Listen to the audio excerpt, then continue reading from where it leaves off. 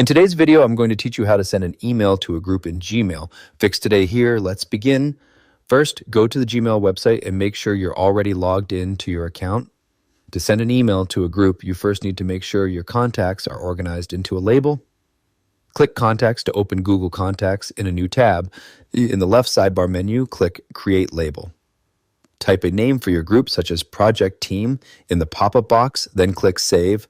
Now hover over the first contact you want to add to the group and click the checkbox that appears. Repeat this step for every contact you want included. After selecting all the contacts, click the Manage Labels icon, which looks like a tag symbol, in the top toolbar. Click the name of the label you just created, then click Apply to assign those contacts to the group. Once your group is ready, return to your Gmail Inbox tab. Click the Compose button in the top left corner to create a new email. In the To field, type the name of your label. When the suggested label appears in the drop-down list, click it.